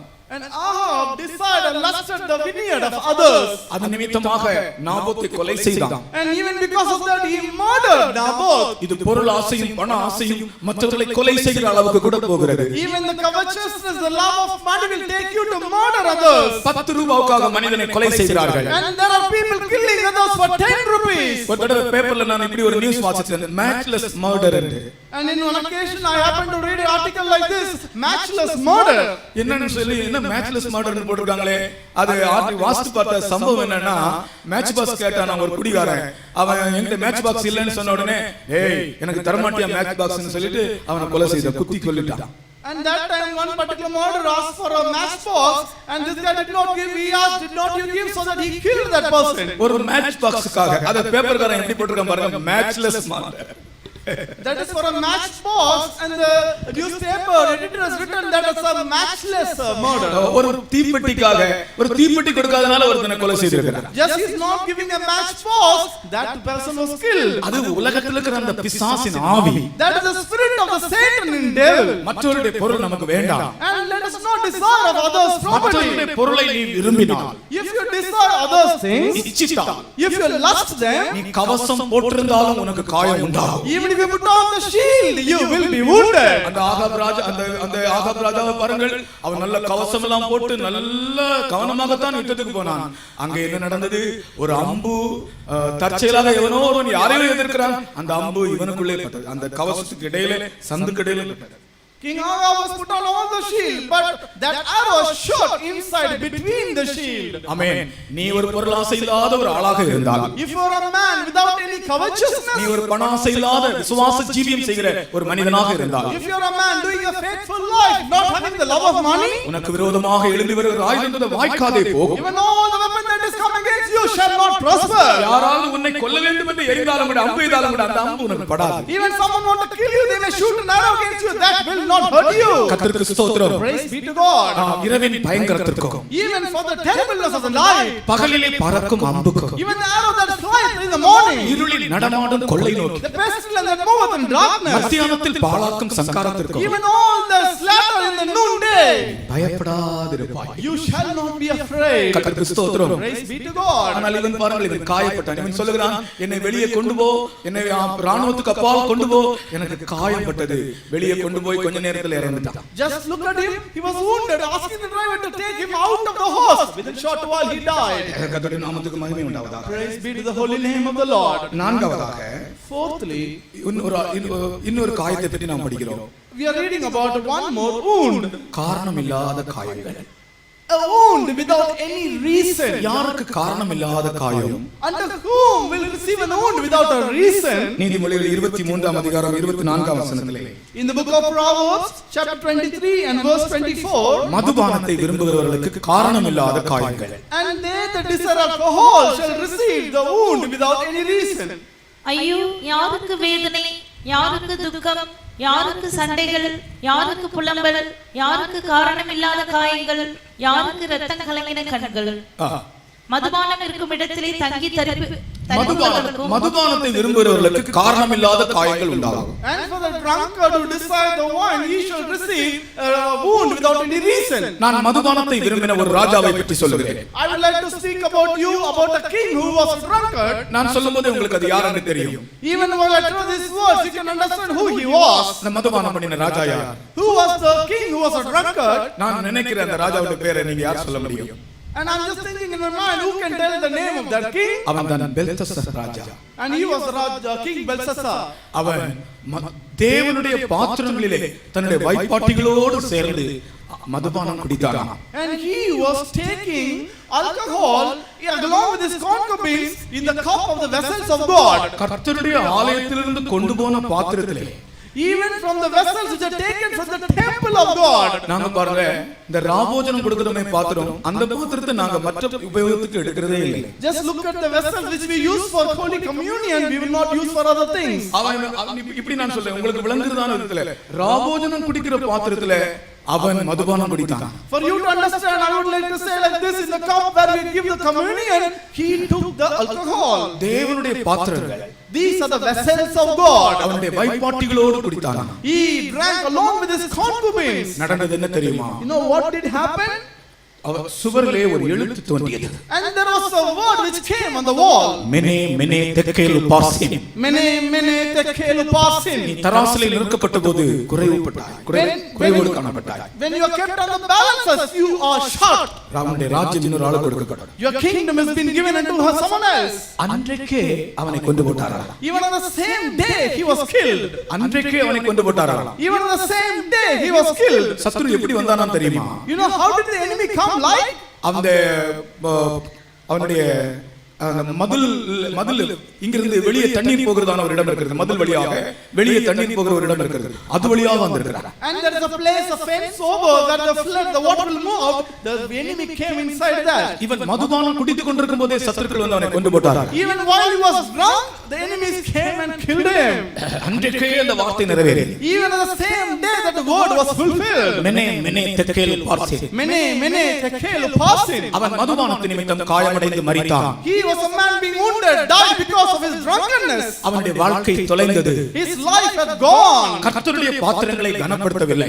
And he did not honor the vessels of God. எந்த ராஜாவாக இருந்தாலும் கர்த்தரை கனம் பண்ண வேண்டும். Whoever you may be a king, you have to honor the Lord. என்னை கனம் பண்ணுகிறவனை நான் கனம் பண்ணுவேன். He that honoreth me, him will I honor. கர்த்தருக்கு கொடுக்க வேண்டிய கனத்தை கொடுக்க வேண்டும். And we have to pay the honor that is due to the Lord. கர்த்தருடைய பாத்திரங்களுக்கு கொடுக்க வேண்டிய கனத்தை கொடுக்க வேண்டும். We have to give honor to the vessels of the Lord that is due for that. அது இல்லாதபடியால் அவன் காயமடைந்து அன்றைக்கே மரித்தான். Not because of that he died, he was being wounded. கர்த்தருக்கு ஸ்தோத்திரம். Praise be to God. ஐந்தாவதாக Fifthly, நான் இன்னும் ரெண்டு வார்த்தை சொல்லி முடிக்கிறேன். I would like to precise my message and bring two more words. அதுதான் இயேசுவின் காயங்கள். That is the wound of Jesus. நம்முடைய அக்கிரமத்தின் நிமித்தம் மீறுதல் நிமித்தம் அவர் காயப்பட்டு, And by our strife, by our iniquities, he was wounded. நம்முடைய அக்கிரமத்தின் நிமித்தம் அவர் நொறுக்கப்பட்டார். And he was bruised because of our transgressions. கர்த்தருக்கு ஸ்தோத்திரம். Praise be to God. 53ஆம் அதிகாரத்திலே இயேசு காயப்பட்டதை பற்றி தீர்க்க தரிசனம் சொல்லப்படுகிறது. In the book of Isaiah chapter 53, we can read about the prophetical, that is wound of Jesus. நம்முடைய மீறுதல்களின் நிமித்தம் அவர் காயப்பட்டு, நம்முடைய அக்கிரமங்களின் நிமித்தம் அவர் நொறுக்கப்பட்டார். இயேசுவின் காயங்கள். These are the wound of Jesus. இந்த காயம் நம்முடைய மீறுதல்கள் நிமித்தம் அவருக்கு உண்டானது. And these wounds were made by our transgressions. ஆபேலை பற்றி சொன்னது போலவே இது நான் சொல்லுகிறேன். Even as like Abel, I would like to say it's the same. உங்களுடைய என்னுடைய மீறுதல்கள் நிமித்தம் அவர் காயப்பட்டார். Even because of your and my iniquities, we transgression, he was wounded. நம்முடைய அக்கிரமத்தின் நிமித்தம் அவர் நொறுக்கப்பட்டார். And because of our iniquities, he was bruised. இயேசு கிறிஸ்துவின் சரீரத்தில் 3 விதமான காயங்கள் இருக்கிறது. Even in the body of Jesus, there are 3 different types of wound. Medical லைனிலே அவர்கள் சொல்லுகிறார்கள் 3 விதமான காயங்கள் அவருடைய சரீரத்தில் ஏற்பட்டது. Even according to the medical field, they say 3 different wounds are there. ஒன்று குத்து காயம், punctured wound. First is called the punctured wound. இன்னொன்று கிழிக்கப்பட்ட காயம், lacerated wound. Second is the lacerated wound. மூன்றாவது சிதைக்கப்பட்ட காயம், bruised wound. And third is the bruised wound. முதலாவது குத்து காயம், punctured wound. The first is the punctured wound. இரண்டாவது கிழிக்கப்பட்ட காயம், lacerated wound. And second is the lacerated wound. மூன்றாவது சிதைக்கப்பட்ட காயம், அது bruised wound. And third is the bruised wound. இந்த 3 காயங்களும் இயேசுவின் சரீரத்தில் ஏற்பட்டன. Even all these 3 wounds were made in the body of Jesus. குத்து காயம், The punctured wound, கிழிக்கப்பட்ட காயம், the lacerated wound, சிதைக்கப்பட்ட காயம். the third bruised wound. இந்த 3 காயங்களும் அவருடைய சரீரத்தில் ஏற்பட்டது. Even all these 3 wounds are found in the body of Jesus. நம்முடைய மீறுதல்கள் நிமித்தம், Because of our transgressions, நம்முடைய அக்கிரமத்தின் நிமித்தம், because of our iniquities, நமக்கு சமாதானத்தை உண்டு பண்ணும்படி even for the chastisement of our peace, இயேசு காயப்பட்டார். Jesus was wounded. இன்றைக்கு இந்த ஞாயிற்றுக்கிழமை காலை ஆராதனையிலே இயேசுவின் காயங்களை நீங்கள் நோக்கி பாருங்கள். In this morning service, just look at the wounds of Jesus. இந்த காயம் தோமாவுடைய வாழ்க்கையில் என்ன செய்தது? And this stripes, what did this do in the life of Thomas? தோமாவை தைரியப்படுத்தி அவனை விசுவாசத்தில் உறுதிப்படுத்திற்று. It strengthened, it made him steadfast in faith. அந்த காயங்களை இன்றைக்கு நாம் நம்முடைய கைகளால் தொட வேண்டும். Even those stripes, we have to touch them by our hands. ஒருவேளை நாம் சொல்லலாம், தோமா அவிசுவாசத்தினால் தான் அப்படி சொன்னான் என்று நாம் சொல்லலாம். Perhaps we may say because of unbelief, Thomas said like that. ஆனால் நான் சொல்லுகிறேன், தோமாவை நான் அவிசுவாசி என்று சொல்ல முன் வர மாட்டேன். But I will not come forward to say Thomas is a man of unbelief. அவன் அந்த காயத்தை தொட்டு பார்த்து உறுதிப்பட விரும்பினான். And he wanted to touch those wounds. He wanted to be steadfast. அவனுக்கு சந்தேகமே இல்லாத ஒரு இடத்துக்கு வர விரும்பினான். He wanted to come to the extent that no more doubt at all. உன்னுடைய வாழ்க்கையில் எத்தனையோ சந்தேகங்கள் சந்தேகங்கள் இருக்கின்றன. In your life there are a lot of doubts in you. நீ சந்தேகமில்லாத ஒரு மனிதனாக மாற வேண்டும். If you want to become a man without any doubt, நீ விசுவாசமுள்ள ஒரு ஆளாக மாற வேண்டும். you should become a man without any misbelief. அதற்கு இயேசுவின் காயங்களை நீ தொடு. For that you have to touch the wound of Jesus. உனக்கு எத்தனையோ சந்தேகங்கள், Many doubts in your life. நீ இயேசுவின் பிள்ளை என்று சொல்லுகிறாய். You are saying that you are the child of Jesus, ஆனால் உனக்கு அநேக சந்தேகங்கள் இருக்கிறது. but you still have a lot of doubts. இன்றைக்கு தேவனுடைய பிள்ளையே, கர்த்தர் உன்னை நேசித்து உன்னோடு பேசுகிறார். Dear child of God, the Lord is loving you and speaking to you today. இயேசுவின் காயங்களை இப்பொழுது நீ தொட்டால், If you touch the wound of Jesus today, இனி நீ சந்தேகப்பட மாட்டாய். henceforth you will not doubt at all. உன்னுடைய அவிசுவாசம் நீங்கி போகும். All your disbelief will be removed. உன்னுடைய பயம், கலக்கம் எல்லாம் நீங்கி போகும். Even all the fear, nature will get rid of. உன்னுடைய கிறிஸ்தவ வாழ்க்கையிலே இந்த காயங்கள் உன்னை உறுதிப்படுத்தும். In your Christian life, these wounds will make you steadfast. இதோ இயேசுவின் கைகள் நம்முடைய மத்தியில் நீட்டப்பட்டிருக்கின்றன. Behold, the hand of Jesus stretched forth in our midst. உங்களுக்கு முன்பாக அந்த கை நீட்டப்பட்டிருக்கிறது. And this hand is stretched forth in front of you. உங்களுடைய வலது கரத்தை நீட்டி அந்த காயத்தை தொடுங்கள். Just stretch forth your right hand, touch the wound of உங்களுடைய Jesus. வலது கரத்தை நீட்டி அந்த காயத்தை தொடுங்கள். Stretch forth your right hand, touch the wound of Jesus. அந்த காயத்தை நீங்கள் தொடும்போது When you touch that wound, உங்களுடைய சந்தேகம் மாறி your doubt will change. நீங்கள் தோமாவை போல என் ஆண்டவரே, என் தேவனே என்று கூப்பிடுவீர்கள். As like of Thomas will cry out and say, my Lord, my God. இதுவரைக்கும் அவரை உயிர்த்தெழுந்த இயேசுவை இன்னும் விசுவாசிக்காமல் திடனில்லாமல் இருந்த தோமா இப்பொழுது அவரை ஆண்டவரே, என் தேவனே என்று அழைக்கிறான். Thomas, who did not believe in the resurrection of Jesus thus far, now is calling my master and my Lord. அதே ஒரு காட்சியை இப்பொழுது நம்முடைய பந்தலிலே நான் கொண்டு வருகிறேன். The same vision I am bringing now in front of us at this bundle. முழங்காலில் நில்லுங்கள். Please stand on your knees. இதோ இயேசுவின் காயப்பட்ட கரங்கள் உங்கள் மத்தியிலே, உங்கள் முன்னே நீட்டப்பட்டிருக்கிறது. Behold, the wounded hand of Jesus stretched forth in front of you. உன்னுடைய வாழ்க்கையில் உள்ள சந்தேகம் நீங்கும்படி, For the doubts in your life to be removed. பயம் நீங்கும்படி, For the fear to be removed. கலக்கம் நீங்கும்படி, For the dismay to be removed. உறுதியற்ற அனுபவம் மாற்றப்படும்படி, All the discouraged experience to be changed. உங்களுடைய வலது கரத்தை நீட்டி அந்த காயத்தை தொடுங்கள். Stretch forth your right hand, touch the wound. இயேசுவின் காயத்தை விசுவாச கண்களால் பார்க்கிறவர்கள், குருடரா இருக்கிறவர்கள் யாரும் தொட வேண்டாம். விசுவாச கண்களால் இயேசுவின் காயத்தை பார்க்கிறவர்கள் உங்கள் வலது கரத்தை நீட்டி அந்த காயத்தை தொடுங்கள். All the people are able to see the wound of Jesus with the eyes of understanding. Touch the wound. சிலர் இந்த சிலையில இந்த சில சர்ச் பக்கத்துல வச்சிருப்பாங்களே சிலைகள், அதுல இந்த இயேசுவின் காயங்கள் இருக்கு, அதை போய் தொட்டு கும்பிட்டுட்டு இருப்பாங்க. Some people will be touching the statue, the idol which is kept in the front. They will be touching those wounds. அதனால பிரயோஜனம் இல்லை. There is no use of that. இதோ இயேசுவின் காயங்கள் உங்களுக்கு முன்பாக தத்ரூபமாக இதோ நீங்கள் காணலாம், விசுவாச கண்களால் காணலாம். Behold, by the eyes of understanding you can see the wound of Jesus right in front of your eye. அந்த காயம் உன்னை ஸ்திரப்படுத்துகிறது. Even that wound is strengthening your life. நீ ஒரு உறுதியில்லாத ஒரு மனுஷனாக இருந்தாய். You were a man without any steadfast. நீ ஒரு உறுதியில்லாத மனுஷியாக இருந்தாய். You were a sister without any steadfast. கர்த்தர் உன்னை இந்த ஜீவியத்தில் ஸ்திரப்படுத்துவர். இதோ அவருடைய காயங்களை உனக்கு காண்பிக்கிறார். Yes, the Lord is showing you His wound. He wants you to be steadfast. உன்னுடைய வலது கரத்தை நீட்டி உயர்த்தி அந்த காயங்களை நீ தொடுவாயாக. Rise, stretch forth your right hand, touch the wound of Jesus. அந்த குத்து காயத்தை நீ தொடுவாயாக. Just touch the wound of Jesus. அந்த கிழிக்கப்பட்ட காயத்தை நீ தொடுவாயாக. Touch the wound of Jesus may be slanted. அந்த கிழிக்கப்பட்ட காயத்தை நீ தொடுவாயாக. Just touch the wound of Jesus is torn. அந்த lacerated wound நீ தொடுவாயாக. Just touch the lacerated wound of Jesus. அந்த சிதைக்கப்பட்ட காயத்தை நீ தொடுவாயாக. Just touch the bruised wound of Jesus. அந்த காயத்திலிருந்து ஒரு சொட்டு இரத்தம் உன்னுடைய கையிலே படட்டும். From that wound one drop of blood let it touch on your hand. இயேசுவின் இரத்தம் இன்றைக்கும் பேசுகிறது. Even today the blood of Jesus speaking. அது முதலாவது நாம் சிந்தித்த ஆபேலுடைய இரத்தத்தை பார்க்கலும் மேன்மையானவைகளை பேசுகிறது. And this blood of Jesus speaketh much more than the blood of Abel. ஆபேலுடைய இரத்தம் தன் சகோதரனை பழிவாங்கும்படியாய் பேசியது. Even the blood of Abel spoke against the vengeance of his brother. இயேசுவின் இரத்தமோ உன்னை மன்னிக்கும்படியாய் பேசுகிறது. But the blood of Jesus speaking for you to be forgiven. இயேசுவின் ஆணிவாய்ந்த கரங்களை தொடுங்கள். Just touch the hand, the wounded nails of Jesus. Amen. தொடுங்கள். Touch them. இயேசுவே, என் ஆண்டவரே, என் தேவனே என்று கூப்பிடுங்கள். Call my Lord, my God. என் ஆண்டவரே என்று கூப்பிடுங்கள். Call my Master. என் தேவனே என்று கூப்பிடுங்கள். Oh my God. சத்தமாய் கூப்பிடுங்கள். Raise your voice and call. என் ஆண்டவரே, Oh என் தேவனே, my God. நான் விசுவாசிக்கிறேன். I believe. நான் விசுவாசிக்கிறேன். I believe. இனி நான் சந்தேகிக்க மாட்டேன். Henceforth I will not doubt. இனி நான் அவிசுவாசப்பட மாட்டேன். I will not have any disbelief. இனி நான் உறுதியற்றவனாக இருக்க மாட்டேன். Henceforth I will not be discouraged. இனி நான் அசைய மாட்டேன். Henceforth I will not move. என்னை ஸ்திரப்படுத்தும். Make me என்னை steadfast. உறுதிப்படுத்தும். Make me sure. உங்களுடைய கரத்தை நீட்டி இந்த காயத்தை தொடுங்கள்.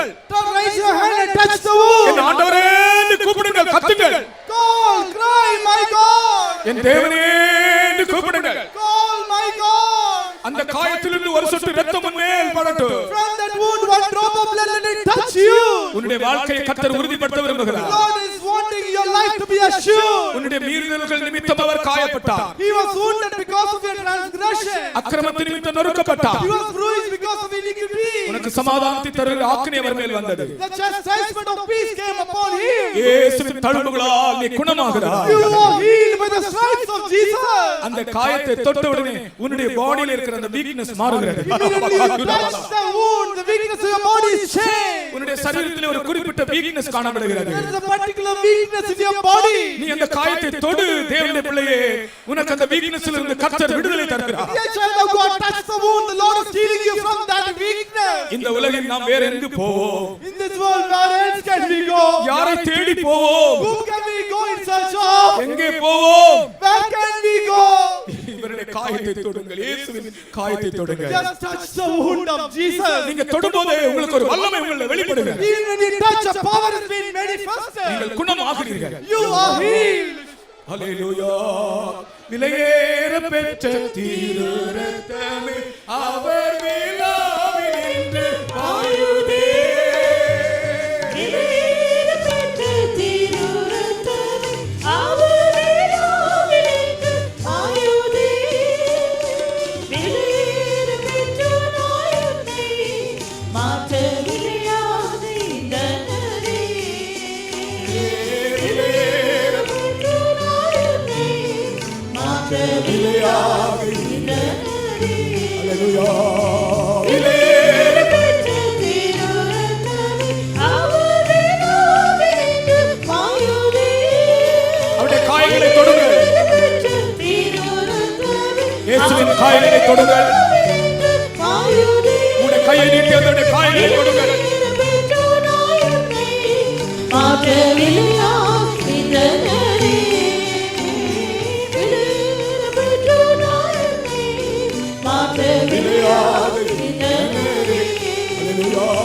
விலையேற பெற்ற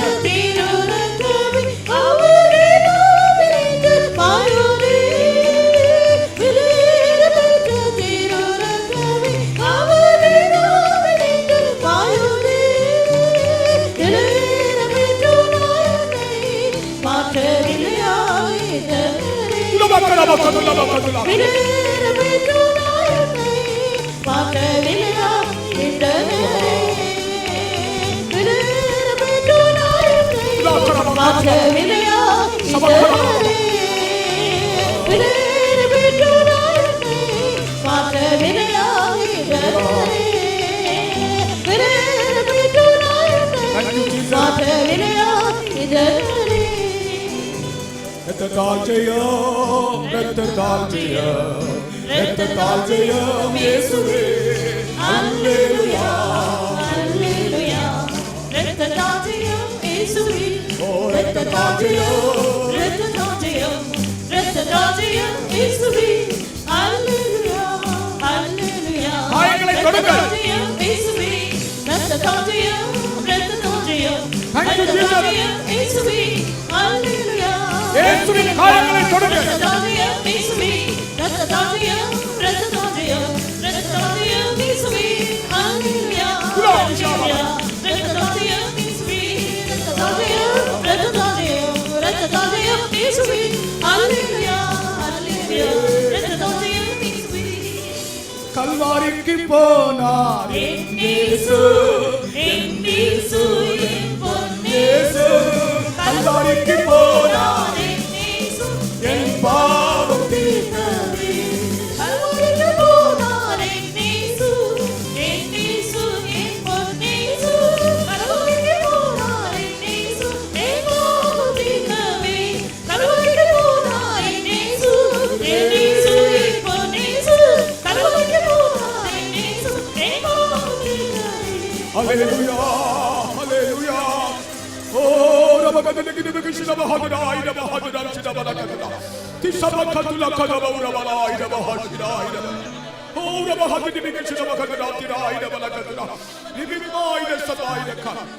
உன்னை பின்பற்றி வந்த உன் குடும்பத்தை பின்பற்றி வந்த சாபம் இன்றையோடு நிறுத்தப்பட்டிருக்கிறது. The curse which was pursuing your family has put to an end by today. இனி அதற்கு வல்லமை இல்லை. Henceforth no power to that. நீ அந்த தோமா அப்போஸ்தலனை போல இயேசுவின் காயங்களை தொட்டு விட்டாய் அல்லவா, இனி அந்த சாபம் உன்னை மேற்கொள்ள முடியாது. Because you have touched the wound of Jesus as like of Saint Thomas, that wound, that curse cannot touch you anymore. உன்னுடைய குடும்பத்தை கர்த்தர் விடுவித்திருக்கிறார். The Lord has delivered your family. உன்னை கர்த்தர் விடுவித்திருக்கிறார். The Lord has delivered you. ஆமென். அந்த ஜெயத்தை பெற்றுக்கொண்டவர்கள் கரங்களை உயர்த்தி கர்த்தரை ஸ்தோத்திரம் பண்ணுவோம். ஆமென் ஆமென் ஆமென் ஆமென். ஹalleluya ஹalleluya ஹalleluya. கர்த்தருடைய கிருபைக்காக கர்த்தரை ஸ்தோத்திரம் பண்ணுவோம். தேவன் இரக்கம் செய்கிறபடியால் கர்த்தரை ஸ்தோத்திரம் பண்ணுவோம். அவர் நமக்காக காயப்பட்டபடியால் ஸ்தோத்திரம் பண்ணுவோம். அந்த காயங்களை தொடும்போது நம்முடைய வாழ்க்கையில் நாம் ஸ்திரப்படுகிறோம். அந்த விசுவாசத்தை ஸ்தோத்திரம் பண்ணுங்கள்.